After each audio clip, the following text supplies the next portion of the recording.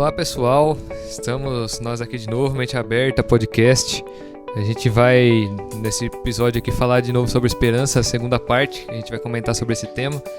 A gente já falou um pouquinho no último episódio aí, na parte 1 sobre esperança. A gente vai continuar a detalhar um pouquinho mais ele hoje. Bom, meu nome é Daniel Mazarin. Pastor Edson. Eu sou Anderson Carlos. E pode soar a buzina que esse episódio já está começando. Bom, então a nossa primeira reflexão aqui é sobre a esperança para o cristão, né? Ela é subjetiva ou objetiva? Bom, para analisar esse tópico, eu peguei aquele mesmo versículo, acredito que o pastor Edson já chegou a ler na primeira parte ou comentar sobre ele, que é lá em Hebreus 6,13, que vai falar sobre Abraão, né? Eu vou ler ele aqui só para a gente comentar. Vai dizer assim: pois quando Deus fez a promessa a Abraão, visto que não tinha ninguém superior por quem jurar, jurou por si mesmo, dizendo: certamente te abençoarei e te multiplicarei. E assim, depois de esperar com paciência, obteve Abraão a promessa, pois os homens juram pelo que lhes é superior, e o juramento, servindo de garantia para eles, é o fim de toda contenda. Por isso, Deus, quando quis mostrar mais firmemente aos herdeiros da promessa a imutabilidade do seu propósito, se interpôs com juramento, para que, mediante duas coisas imutáveis, na quais é impossível que Deus minta, forte alento tenhamos nós que já corremos para o refúgio, a fim de lançar mão da esperança proposta, a qual temos por âncora da alma, segura e firme, e que penetra além do véu, onde Jesus, como precursor, entrou por nós, tendo se tornado sumo sacerdote para sempre, segundo a ordem de Melquisedeque. Bom, o que está falando aqui, né? Está falando da promessa que Deus fez a Abraão e que ele prometeu que certamente iria multiplicar a descendência de Abraão. E Abraão, ele, nas situações que ele se encontrava ali, quando ele foi para ter Isaac, né, que ele já estava com 99 para 100 anos, ele já não via mais a esperança... não via mais uma situação natural pudesse resolver aquele problema que ele tinha. Então, o que ele fez, né? Essa situação dele não levou ele a fraquejar, mas levou ele a se firmar na fé. E essa forma dele de lidar com essa situação trouxe para ele uma esperança que foi objetiva, porque ele sabia, ele cria na promessa de Deus que é impossível que ele minta, e Deus, aqui como está falando aqui nessa passagem de Hebreus, jurou por ele mesmo, né? Então, ou seja, ele não ia deixar de cumprir aquilo que ele falou. Então Abraão se apegou a isso, né? E com fé ele creu que isso iria acontecer. E isso trouxe para ele uma esperança que foi objetiva, ou seja, ele sabia que Deus não ia deixar de cumprir a promessa. Mesmo que ali nas circunstâncias que Abraão estava, talvez a esperança que ele podia ter ali naturalmente era uma esperança subjetiva, que ele não, é uma esperança que ele não podia afirmar naturalmente que iria acontecer ou não, porque a situação parecia de uma forma não controlável por ele, né? Já estava avançado em idade, ele não via mais uma esperança natural para isso. Mas ele, crendo contra a esperança, né, como vai falar no versículo lá que o pastor citou, ele creu, mesmo que a esperança não para ele fosse somente subjetiva, ele se apegou à fé, o que acabou trazendo para ele uma esperança que é objetiva. Mas o que seria então essa esperança subjetiva? É aquela esperança que a gente não consegue afirmar que aquilo vai acontecer. A gente tem uma expectativa, a gente cria uma expectativa na nossa mente de que algo que a gente deseja vai acontecer, mas só que nem sempre a gente tem como garantir que aquilo ali vai realmente acontecer, porque a gente não tem controle sobre tudo o que vai acontecer, sobre todas as variáveis que podem influenciar. Então isso gera em nós uma esperança que é subjetiva, que pode ou não vir a acontecer. Mas para Abraão, a realidade foi de uma esperança objetiva justamente porque ele se prendeu à fé naquilo que Deus já tinha dito para ele. E isso trouxe para ele uma esperança que foi objetiva. Bom, aproveitando aí que o Dani citou Abraão, eu vou pegar do mesmo texto, lá na hora do acontecido, em Gênesis 22, 4. Veja a fé e a esperança de Abraão. Não só nessa parte que o Daniel falou, que é importantíssima, mas veja esse texto. Gênesis 22, versículo 4 a seguir. No terceiro dia, Abraão, levantando os olhos, viu de longe o lugar que Deus havia determinado. Abraão ordenou a seus servos: permanecei aqui com o jumento, eu e o menino iremos até lá, adoraremos e voltaremos. Mesmo no coração dele, sabendo que ele teria que obedecer ao Senhor, e ele fala, Deus foi bem específico e ele estava levando isso à risca, que era para sacrificar o seu único filho, aquele que tu amas. Então, ele sabia que não teria escape. Humanamente falando, se você podia olhar, ele olhava e falava assim, ó, não vai ter como, humanamente falando, subir, adorar e voltar. Ele cita, o texto é bem claro em todas as versões, né? Adoraremos e voltaremos. Voltaremos quem? Eu e o menino. Então, como que... Mas ele crê, a esperança dele é que Deus vai fazer algo. Deus, no seu sobrenatural, assim como quem conhece o texto, sabe que Deus fez, até na hora ali. Mas a esperança dele é que esse daqui é o filho da promessa. Através dele, as coisas vão se cumprir. Mas Deus está pedindo para mim matá-lo, sacrificar. Mas ele lá, não na hora do sacrifício, mas antes, lá para os moços lá embaixo, ele já fala: fiquem aqui que nós vamos subir, vamos oferecer o sacrifício, adoraremos e voltaremos.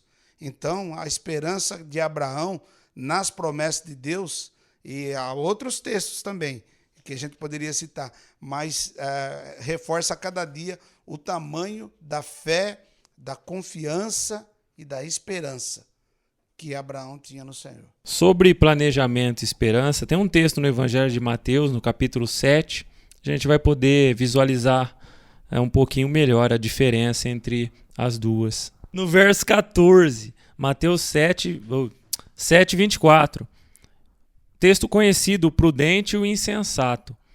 Fala assim: portanto, quem ouve estas minhas palavras e as pratica, é como um homem prudente que construiu a sua casa sobre a rocha. Caiu a chuva, transbordaram os rios, sopraram os ventos e deram contra aquela casa. E ela não caiu, porque tinha seus alicerces na rocha. Mas quem ouve estas minhas palavras e não as pratica, é como um insensato que construiu a sua casa sobre a areia.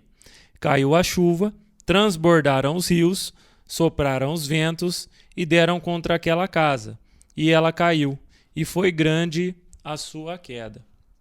Então, esse é um texto aqui bastante conhecido de Mateus e nos mostra a diferença daquele que planejou e aquele que não planejou. Então, ambos tinham uma esperança ou uma expectativa de manter a sua casa de pé.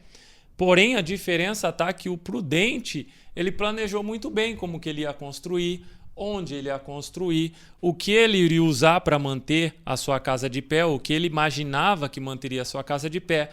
Já o insensato, ele fez a sua escolha também. Só que as escolhas dele não foram tão boas como as do prudente. Então, o planejamento dele foi diferente. E o final, a gente pode ver que aquele que construiu sobre a rocha, a dificuldade veio, as circunstâncias, elas mudaram, porém, a esperança dele estava em que a sua casa se manteria de pé, por conta desse bom planejamento que ele fez. Já o insensato não.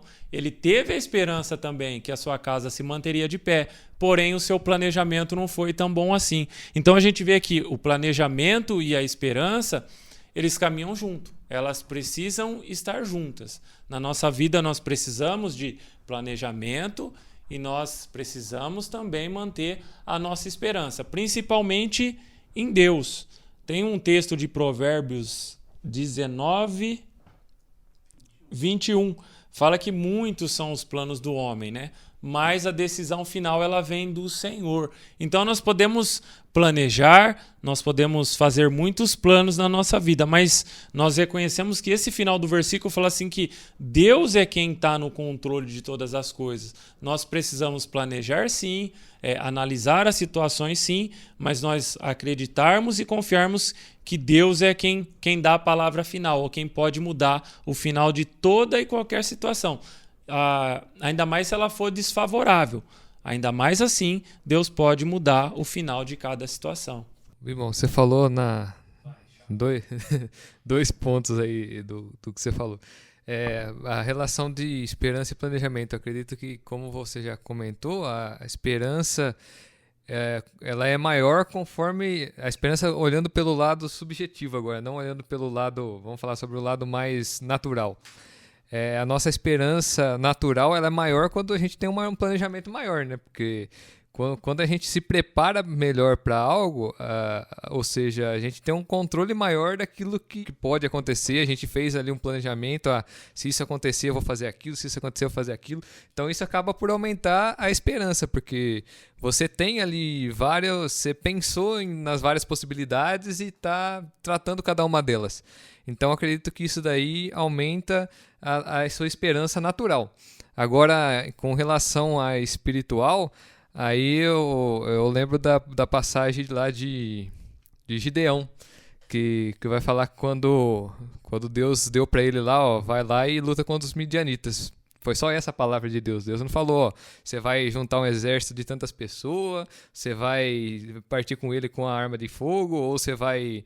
Não, Jesus só falou, vai lá e vence os midianitas. Aí quem que teve que fazer o planejamento? Foi Gideão. Gideão teve que ir lá planejar, juntar o povo. Aí depois Deus falou pra ele, não, agora eu não quero que vai esse povo aí, eu quero que vai menos. Tira os pessoal, tira os covardes. Aí Gideão, beleza, agora tem que refazer meu planejamento, porque Deus mudou a história tudo de novo. E ele não falou que jeito que ele ia vencer a guerra ainda, ele só falou pra tirar os covardes. Aí foi lá Gideão, fez o planejamento de novo. E aí depois Deus fala, não, mas ainda tem muita gente, agora eu quero que você filtra mais esse pessoal aí. Já foi Gideão fazer o planejamento de novo. Então, ou seja, Deus, ele, às vezes, olhando pelo lado mais espiritual, o planejamento é a nossa parte de fazer, né? Não é porque Deus nos deu aqui uma tarefa que a gente vai sair executando de qualquer forma. O planejamento cabe a nós fazer e isso vai aumentar a nossa esperança daquilo que vai acontecer. Mas só que aquilo que a gente leva como final é a palavra de Deus e não o nosso planejamento em si. Porque Gideão sabia que ele ia vencer os midianitas porque Deus falou para ele lutar contra os midianitas. Então ele sabia que Deus ia dar um jeito de cuidar. Mas que jeito que ele ia fazer isso, aí era a responsabilidade dele. Então exigia o planejamento. E esse planejamento serviu para aumentar a esperança dele que ele iria conseguir, né? Então a pergunta é esperança ou planejamento, né? E qual a relação? E primeira coisa, os nossos planos, eles têm que passar dentro dos planos de Deus. Ele tem que estar incluído dentro dos planos de Deus. Senão você também planeja em vão, em algumas coisas. Planejamento é o filho da esperança. Então você vai alcançar lá a esperança, você começa a planejar. Em suma, planejar pressupõe, em alto grau, acreditar que nossa ação fará diferença na evolução positiva dos resultados. Olha, aquilo que você planejar, aquilo que você arquitetar bem, vai ter um resultado melhor lá na frente. Eu tenho um plano, ir para o céu. Um plano, ele tem etapas. Só trabalhamos em um plano se tivermos a esperança de que ele se realize. Se não houver esperança, vem o quê? Vem a desmotivação. Por exemplo, Saulo de Tarso, educado aos pés dos mais extraordinários mestres do seu tempo, cavalgava naquela noite a caminho de Damasco, perseguindo pessoas cujo único delito era acreditar em Jesus. Jovem ainda, se integrara nas forças armadas de seu país e pensava que se conseguisse exterminar os rebeldes, né, entre aspas, acrescentaria essa vitória à sua folha de serviço. O que ele ignorava é que muitos são os propósitos dos homens, mas os desígnios do Senhor é soberano. Naquela noite, Saulo morreu. Seus planos humanos, seus projetos, suas aspirações na carreira militar, tudo foi enterrado nas areias do deserto. Naquela noite nasceu Paulo, o servo humilde, o missionário incansável, o pioneiro, o mártir, o homem que, deixando a glória deste mundo, escolheu fazer parte da história do cristianismo. Então, cheios de planos, mas nenhum daqueles planos ali que ele estava, perseguir, e olha que a intenção era boa. Ele estava com a intenção boa, não, eu vou fazer isso aqui para Deus, eu vou melhorar mais ainda, eu vou acabar com esses rebeldes que estão falando contra, né? Mas tudo isso aí, ele não conhecia Cristo, então não passava dentro do que Cristo queria. Mas aí sim, Jesus toca ali fazer uma obra na vida dele, derrubá-lo, colocá-lo ao chão, colocar escamas nos olhos e aí sim ele vinha conhecer a Deus e saber realmente quais são os planos de Deus para a vida dele. E aí, nisso aí foi acrescentado a Paulo o quê? A esperança verdadeira mesmo de um dia estar com Cristo e ir para o céu. Amém? Bom, então, agora o nosso próximo ponto é a visão de esperança dos não cristãos, né? Qual seria a visão dos não cristãos sobre a esperança? Bom, se a gente for olhar um pouco para a esperança como um assunto discutido na filosofia, ele não é muito aprofundado, assim. Se a gente olhar para os filósofos gregos lá, nenhum deles aprofundou muito nesse tema. Inclusive, nem até hoje não se tem um aprofundamento tão vasto na questão da esperança pelos não cristãos, porque a esperança é vista justamente como uma virtude daqueles que são cristãos, né? Até no ponto de vista da filosofia, é uma virtude teologal, que é uma virtude dos cristãos. Não é considerada uma virtude cardeal, que é uma virtude compartilhada por todos aí, por todos os que estudaram as virtudes. Por isso que até é muito ser pouco falado da esperança na visão dos não cristãos. Agora, baseado num texto do Zafirino Rocha, de 2005, que é um texto que ele publicou, que chama Esperança não é esperar, é caminhar, a gente pode tirar um pouco da ideia do que seria a esperança para os não cristãos, né? Baseado nesse texto dele. Então ele vai partir do pressuposto de um pensador grego aqui que chama Heráclito de Éfeso. E ele vai dizer assim numa das frases, né? Se não se espera, não se encontrará o inesperado, pois ele não é encontrável e é sem acesso. Bom, o que isso aqui está dizendo sobre esperança? Ele está falando que, dito com outras palavras, quem não espera se fecha definitivamente para as portas do encontro. Pois isso só é possível quando se espera, quando existe uma abertura interior para o encontro. Ou seja, ele está falando que se você não esperar, você não tem como querer encontrar, porque só encontra aquele que está esperando algo. Aquele que não espera, não encontra. Então, ele está querendo dizer aqui que só vê acontecer aquele que espera, aquele que continua esperando, não obstante as dificuldades que possa encontrar no caminho.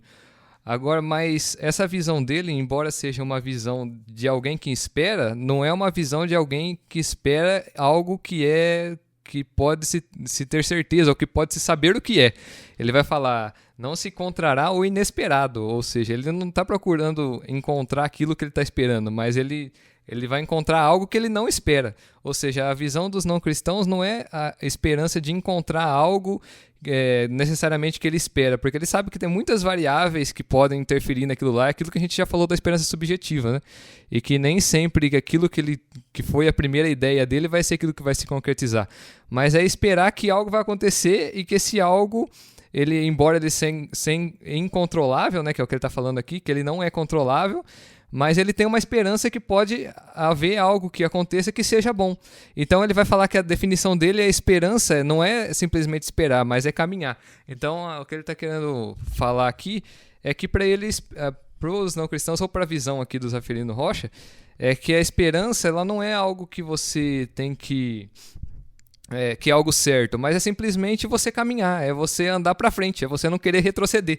É essa a visão dele de esperança, que eu acho que numa visão um pouco mais filosófica, assim, menos subjetiva, é o que a filosofia diz sobre esperança hoje. E está muito vinculado com aquilo que a gente já disse na esperança subjetiva, né?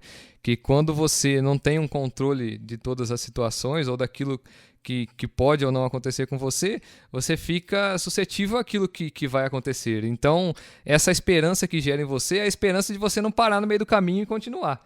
Mas não é uma esperança de você saber o que vai realmente acontecer, que é ao contrário da esperança que nós cristãos temos, né? Que a nossa esperança está para além disso, a gente crê naquilo que vai acontecer, e a gente não anda no escuro, né? Como é o caso aqui dessa visão de esperança, que é caminhar, mas caminhar no escuro. E também tem um outro texto aqui que ele vai citar depois, no mesmo trabalho, que ele vai falar assim.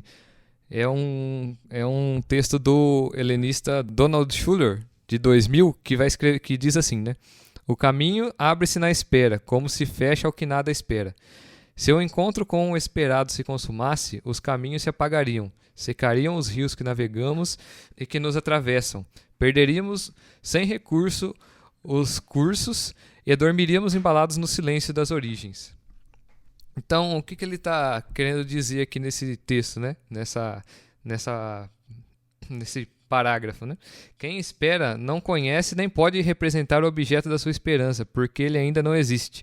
É justamente a mesma visão que a gente estava falando lá atrás, né? Porque você está caminhando no escuro, você não sabe se aquela visão que você tem da esperança é realmente aquela que vai realmente existir. Você está esperando em algo que ainda não existe, que pode ser totalmente diferente daquilo que você imaginou.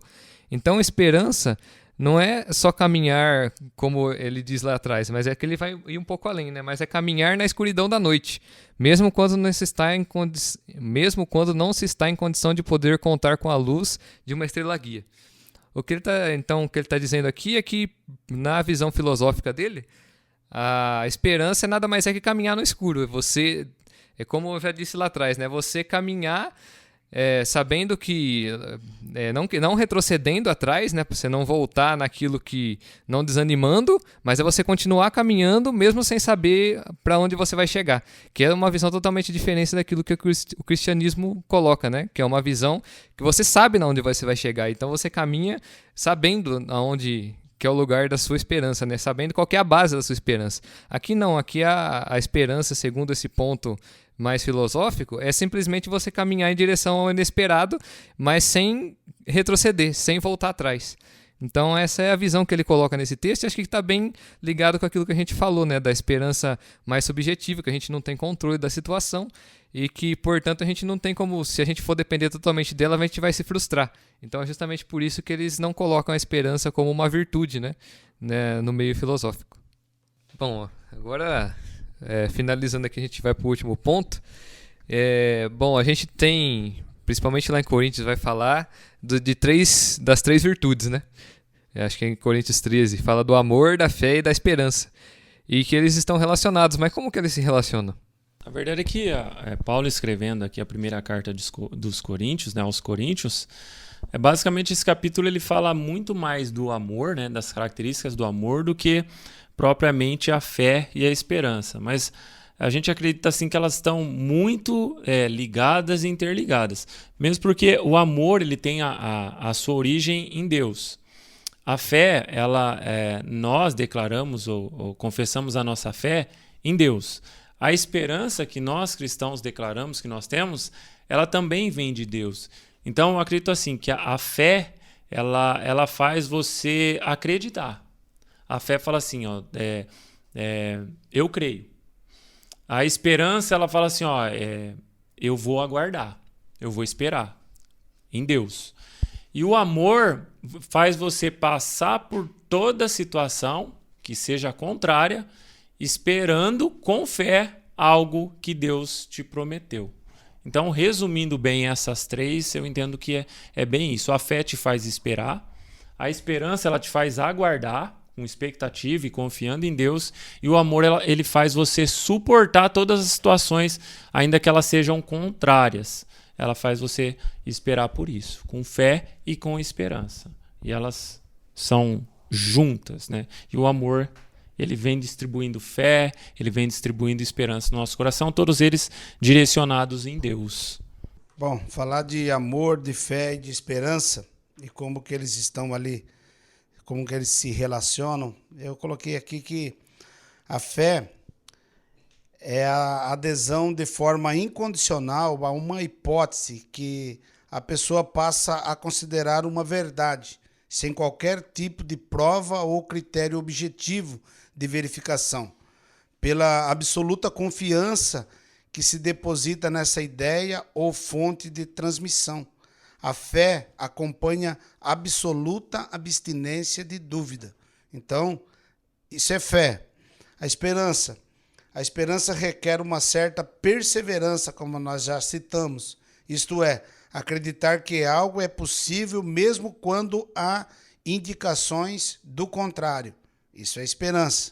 E o amor é incondicional, pleno, completo, absoluto. Não se impõe condições ou limites para se amar. Quem ama de forma incondicional não espera nada em troca. O amor está em primeiro lugar. O amor incondicional é generoso, altruísta, quer dizer, que pensa no bem-estar dos outros, e infinito. Existem 3 coisas essenciais de que todos precisamos: fé, esperança e amor. E o amor transforma tudo o que fazemos. A esperança nos ajuda a não desistir quando as coisas ficam difíceis. E a fé nos salva e nos garante a vida eterna. Bom, eu acho que a gente já comentou bastante aqui sobre esperança. A gente já falou na parte 1 aqui bastante coisa. Agora a gente fechou mais a parte 2. Se tiverem mais alguma dúvida, por favor, manda pra gente nas nossas redes sociais. A gente tira as dúvidas ou alguma coisa que a gente não comentou aqui. Mas é isso que a gente tinha preparado. Quero agradecer a todos vocês aí que estiveram com a gente mais nessa parte aqui, mais nesse episódio falando sobre esperança. Quero agradecer aqui o pessoal que esteve com a gente aqui, o Pastor Edson, o Anderson. E espero que vocês tenham gostado e continue com a gente aí nos próximos episódios que virão. Também quero agradecer a todos, mais uma vez, a oportunidade aqui de estar podendo participar com o Daniel, com o Bibão, o Anderson Carlos e o Wellington também, que momentaneamente não está conosco, mas fica o meu abraço a todos vocês. Também quero agradecer o Daniel, o Pastor Edson, mandar um abraço aí pro Wellington, né, que sempre está aqui com a gente. Nesse episódio ele não pôde participar. E tchau, obrigado.